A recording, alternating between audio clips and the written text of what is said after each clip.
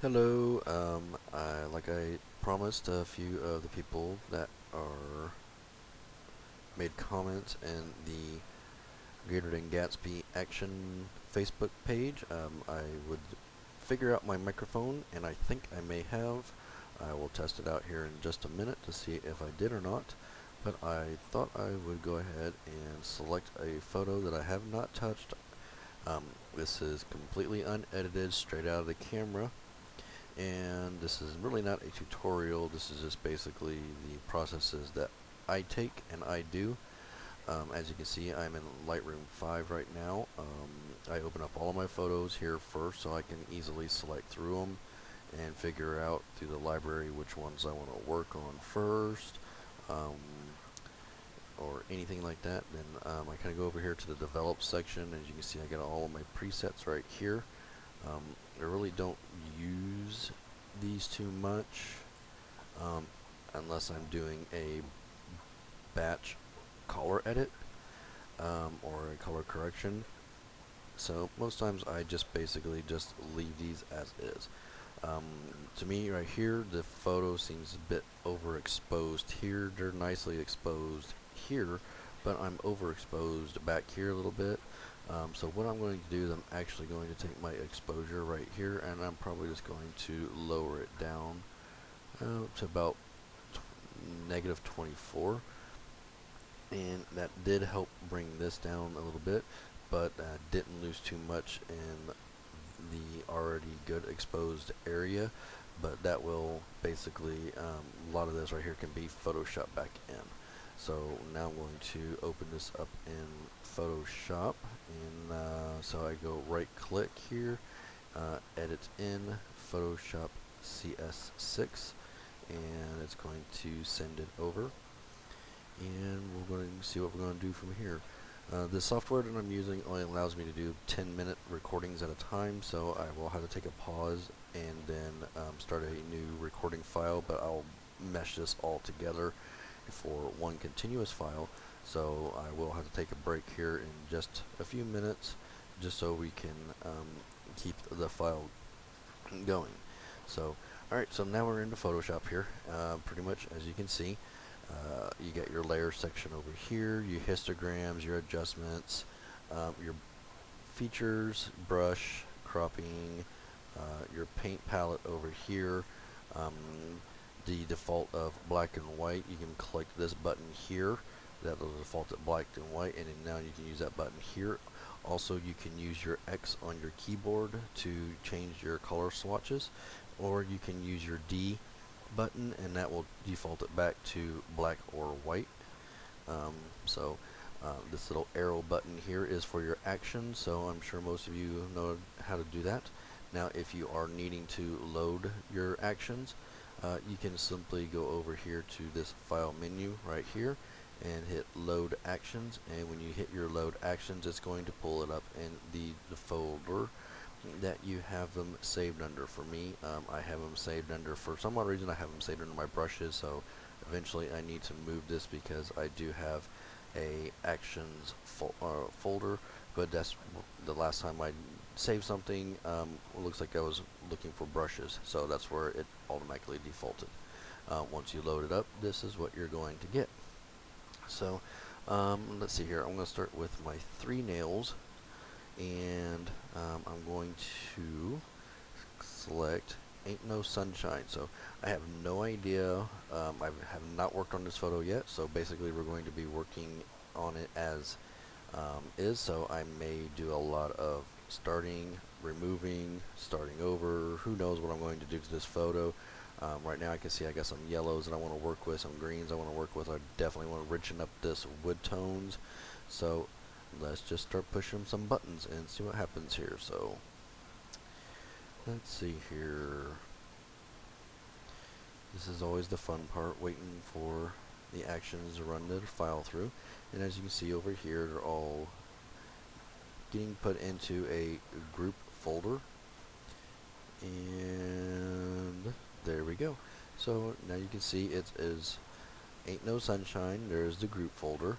and you can see the difference it made already. Just simple one-click action. That is what is so great about Greater than Gatsby. It's excuse me. It's basically one click and make some adjustments. So there is without it, there is with it on. Without it, with it is on. So as you can see, there's a bit of a vignette right here and in the exposure area. So if I want to remove that, I can simply click that arrow right there, and I can scroll down into where I find it. Looks like I got a spotlight right here. I can take it and I can remove it. And then there's the vignette, so I can take it or I can remove it. Okay. And also it allows me to change the opacity on it. So if maybe I don't want it so dark, I can change the opacity just a little bit on it. And excuse me again. Or I can brighten it up. So basically, now I can close that back up and I can pretty much kind of go from there. A lot of people at this point in time would flatten their image, so that way what they're working on is set here. I am going to go ahead and pause this before we get into the next set here, and that way we can keep going. So I will be right back. I am back. So let's go on to the next set of fun here. Let's see here.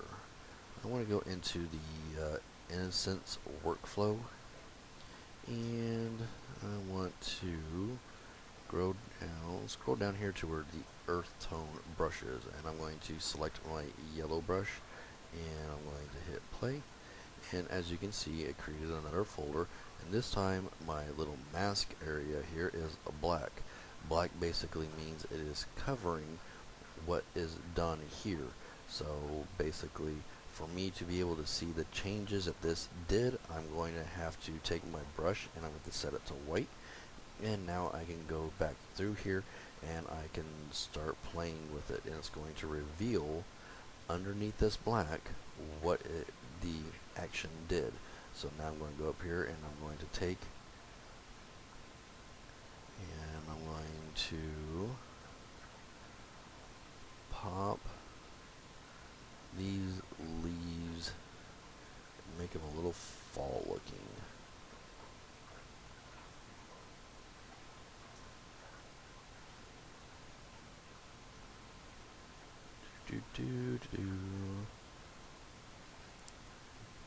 Get a little bit of this grass and stuff back here. Let's see here. Couldn't really see any change in there. Nope, that's all kind of just gray. But go back through here real quick. Make sure I get all this foliage back here. Okay, so now what I can do is I can see, there what that yellow brush did. Okay, so now I'm going to go through here and I'm going to select, let's see here. I want to add some contrast to this. I want to add a little bit of contrast rich to this and see what it does. Not too bad. It kind of darkens up the photo a little bit. And so if I want to, I can change down my opacity just a hair. So as you can see, okay, now what it's done is made them a little bit too dark. So may want to change this opacity down a little bit and brush off a little bit off their face. Not too much, because then we can add light back to that. Okay, so you won't probably be able to see a subtle change in that, but you can see just enough. Maybe I'll go ahead and turn the opacity back up just a little bit. There we go. Alright, so I'm going to go ahead and I'm going to flatten my image here. Right click, flatten, hit OK. Flatten. Alright, So now let's go ahead and find some more stuff to play with. Moody Brush. Moody Brush is a fun little brush. And again, I'm still completely in the Innocence collection. I'm going to kind of go with the Innocence here first, and then jump over to some other actions. So Moody Brush, again, it did something to the photo, but we're not going to be able to see what it did until we paint off some of this black. So Moody Brush, what does Moody Brush do? Let's see here. I want to change my opacity up a little bit to about 60%, and change my brush size down a little bit, and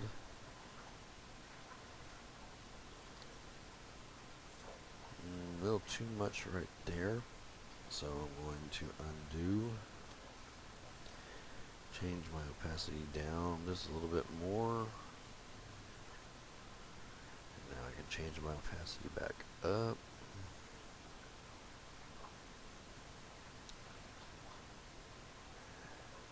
And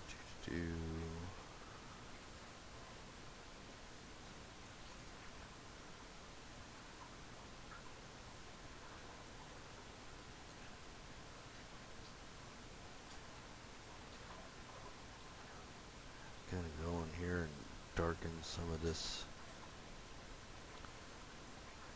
Not too much. I'm going to change the opacity down just a little bit so we're not losing too much detail.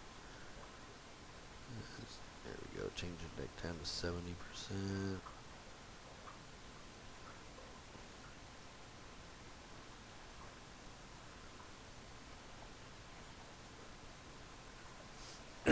Alright, so that is the Moody Brush. Okay, so I'm going to go ahead and again I'm going to flatten this image down. Alright, so I think the next one I want to try out here is I want to see what does, where is it at? There it is. Create depth, or depth brush. So I'm going to hit play. Okay, so it's telling me, it's got me some instructions right here. It's telling me to use a low opacity brush. If I want to brighten the photo or the photo or spots, I need to make sure that it's, I'm going to make sure that it is white. If I want to darken an area, I'm going to make sure it's black. So let's go ahead and start off with some brightening and change my opacity down to about 20%.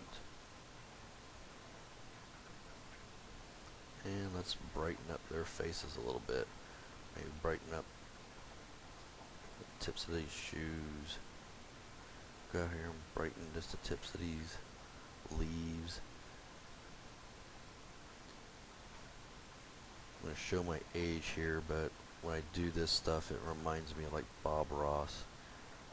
Him always saying happy trees.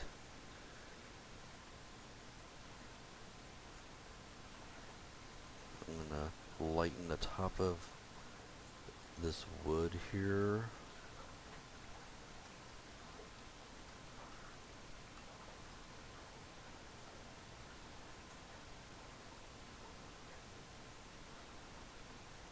Okay, so now next thing I want to do is I want to take a small little break before I go in here and add the darks. So I will be right back again.